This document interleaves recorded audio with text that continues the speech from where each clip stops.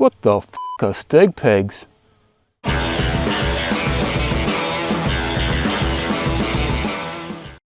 I'd be pretty surprised if there was too many people out there who ride dirt bikes who don't know what Steg pegs are and what they're for. But just in case you don't know, I'll give you a quick rundown real quick. So here we have the Steg peg on the Tenere 700. It is an aluminium plate that bolts onto the bike. It has a rubber puck, or kind of like a thin skateboard wheel that bolts onto it, and basically it locks your leg in place. So it reduces arm pump. I'll give you a quick demonstration here. So you're riding along on your bike, you come to like a fairly long, steep uphill section, you stand up on the bike, you're hanging on for dear life, you're on the gas, your arms start getting arm pump. We've all experienced that. Your arms get sore, you just, eventually when it gets really bad, you just can't hang on anymore. That's what these are designed to alleviate to a certain extent. So basically, when you're standing on the bike, of course, one way to give your arms a rest is to grip the bike with your knees.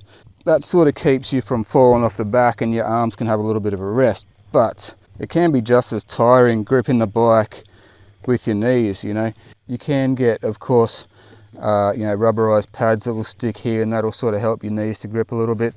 But the Steg pegs are the ultimate in gripping the bike, because essentially they lock your boot into place. So you're standing on the peg there, the top of your boot comes back, and it can't go any further back than that peg. Might be a bit better of a view from back there, so you can see there. Once that's locked in there, the boot can't go any further back. Your arms are getting a really good rest. To be honest with you guys, for quite a while there I was a bit skeptical of Steg pegs, and I thought they were a little bit gimmicky. I didn't really see the need for them. This is back in the enduro bike days. When I actually got my KTM 500 EXC, it had Steg pegs already on it. I got it second hand. It had the Steg pegs on. I actually took them off after the first ride. Not because I didn't like them, I just felt like, to me, they were unnecessary for the sort of riding I was doing. And obviously I was a fair bit younger and fitter. I just didn't get as tired. But one other thing that was kind of annoying about it was you had to unbolt the damn thing to get to your air filter. So, of course, wash the bike after every ride, take the air filter off and put that airbox wash cover thing on. You had to undo the Steg peg to get it out of the way. You know, with the KTMs, the airbox cover is just a clip-on thing, you just whip it off. And the Steg peg just kind of got in the way and made it a little bit more difficult to do the air filter maintenance. But fast forward to now, and I don't know if you guys have noticed, but on quite a few rides on the Tenere 700, I have said, damn, I need some Steg pegs on this bike, because it's just, it's a different style of riding to the enduro bike, but you're still off-road and you're still standing up. And for me, I feel like this bike really does benefit from having Steg pegs on it. I haven't had them on there that long, but I can already tell that they're going to be great. As with a lot of these sort of things, guys, it's really going to depend on you, how you ride, what sort of stuff you ride, the boots you wear, whether or not you've got weak, girly little arms like me and you need a little bit of support at the back for your legs.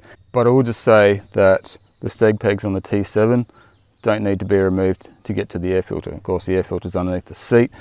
These things, basically, they can just stay there. You don't have to take them off, probably unless you're taking off these side plastics. But even then, I think you wouldn't even need to take them off. So that's a good thing.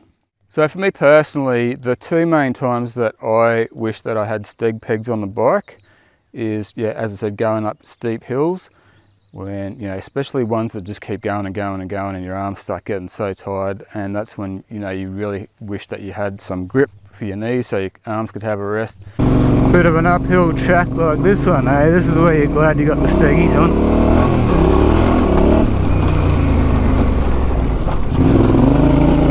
Just lean into them.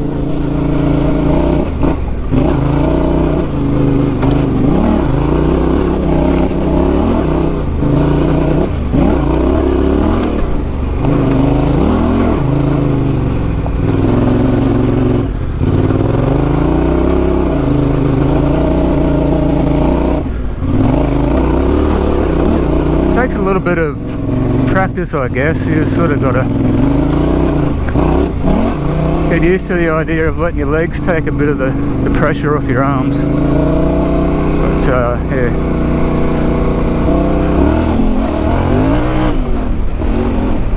Whoop. Oh, whoa, shit. I know those little erosion mounds don't look like anything on the GoPro, but launching the old T7 over them, a bit sketchy. The other main time, and this is going to be sort of specific to adventure bikes, is when you're zipping along, 100 kilometers an hour on the road, going from, doing transport sections or whatever, adventuring on the bitumen, and you start getting a sore bum.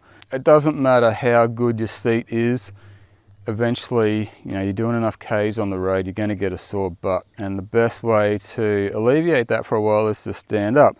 Now, of course, at 100 kilometers an hour, as soon as you stand up, that wind's hit you in the face, it's pushing you back. You're hanging on for dear life, at 100 Ks. That's the other time that I wish that I had Steg pegs, because obviously, they take some weight off your arms. You can stand up for quite a while, give your ass a good rest, and keep going. So you've been rolling on the bitumen for hours on end. Monkey butt has well and truly set in. Your ass cheeks are numb but very painful at the same time. You go to stand up on the bike. The wind's blowing your back. 100 mile an hour wind, straining your arms. Steg pegs. Just relax. You can pretty much take your arms off the bar as well. If you had cruise control, before I do that, the bloody engine brakes. But just makes it so much more relaxing standing up with your legs taking, half of the weight, half of the pressure. Yeah, much better. So have the Steg pegs delivered what I was hoping for when I kept saying I wish I had Steg pegs on the bike? Yes, they have. In the testing that I've done so far, they do just what I was hoping. They do what they say on the tin. They lock your legs in place. The Steg pegs do come with a few different options with these rubbers. You can put up to 3 on there, I believe, 3 on each side. I'm just running the single, and I find that that's fine for me. The Desert King model of these Steg pegs actually comes with 3 for each side.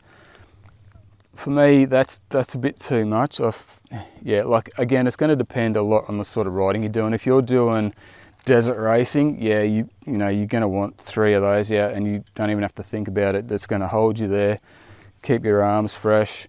But for me personally, in the sort of riding that I do, I quite often find myself in gnarly stuff. I'm wanting to put my leg to the ground, going through rocky creek beds. You all know how that goes. Having that big protrusion out there, having 3 of those on there, I think would get in the way of getting your legs to the ground in the gnarly stuff. So I'm just sticking with the one. That's my personal preference. But as I said, you get different bolt lengths and extra rubbers if you want them. Anyway guys, we'll have a quick look at installing the Steg pegs on the Tenere 700. Every bike's a little bit different when it comes to fitting up the Steg pegs. With the T7 it really doesn't get much easier. All we're doing, if you're running the stock pillion pegs on the back, unbolt them, slip in your Steg peg in between the frame and the pillion peg, bolt them back on. Super simple. If, like me, you don't run the pillion pegs, then you'll probably need to get some shorter bolts. I've just got a couple of shorter bolts here with 5mm Allen heads on them. And of course, it gets bolted straight up there with your shorter bolts. Very easy. One minor issue that I'm going to have to overcome with my setup is I used to have this just a bit of aluminium bar here bolted there where the pillion peg was, and that was what I attached my Krieger luggage to, my soft Krieger OS base. So if you are running the pillion pegs, you just strap it through that, no worries. But I am going to have to come up with some way of attaching these straps with the Steg peg there. One pretty basic option that I've come up with is just a bit of this 25mm webbing strap. I'll cut that into a loop, put a hole in it, and have that bolted on the back bolt. and then the strap will be able to pass through that, and you know, that bit of loop will just stay there permanently. It's definitely one thing that I'll try out because it'd be pretty easy and, you know, lightweight. So pretty basic bit of strap, melted a hole through it for the bolt.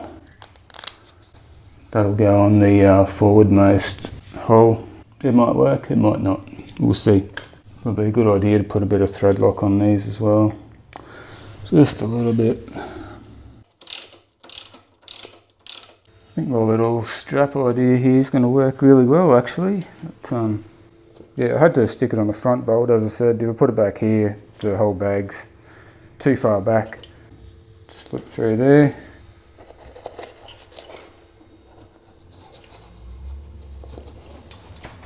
Pretty good. There's nothing really sharp there for it to wear on the strap, so that should be good. Beauty. Got to say, these are, like, yeah, they've really designed these well. That's a perfect fit there. The pucks themselves, of course, are adjustable forward and back depending on, you know, where you like it. You just need a 13mm to loosen that lock nut off, and then you got quite a fair bit of movement there. Get it just where you like it. I'll just set these in the middle position for now. So yeah, pretty happy with that. Rightio, so yeah, what else can you say about these? I mean, yeah, they do what they say. If you find yourself wishing you had a bit more grip on the bike and your arms getting tired, definitely check out Steg Pegz, guys. As far as I know, they are an Australian invention, so that's even better. These Tenere 700 versions are all heavy duty. They are made out of the 5mm alloy plate, so they're super tough. They weigh, I did put these on the scales before I installed them, and they were just under 500 grams for the both. That's including one set of rubbers. So yeah, I think it's about 430 grams for the pair. Now, are there any drawbacks to the Steg Pegz? The only thing that I've noticed so far, and it is a minor thing, especially with just one puck on there, when you're maneuvering the bike around, say backing it out of a car park or backing it out of your garage, you can feel these things on your legs, so you can probably get hung up on them accidentally. With just the one puck on there, it's not too bad. Yeah, with this wide seat on the T7, your legs are fairly well pushed outwards anyway, so you're not really, you know, catching on them. But just one thing to be aware of, you know, you will feel them there when you're maneuvering the bike, and as I said, in gnarly sort of stuff, you will notice that they're there, but it's just a matter of getting used to it. Just like anything, you get used to your foot pegs being in the way when you're paddling on the bike, you know, when you got your feet out. It's just the same thing. Well worth getting used to that if, you know, if you want the other advantages of having the Steggies. You know what, they don't look too bad either. I mean, they don't add, they're not bling items, but they certainly don't detract too much from the overall look of the bike. So to wrap this video up, guys, do I recommend the Steg Pegz? As I said, yes, definitely. Something I've been wanting to try for a while, and I've not been disappointed. I want to say a massive thanks to Steve at Steg's for sending these to me to try out for free. Appreciate it, man, you're a champion. I'm so honoured to have the support of some great Aussie companies. On that, guys, thanks for watching. Make sure you check out the link in the description if you are keen on some Steg Pegz, which you should be. See you on the next one. Cheers.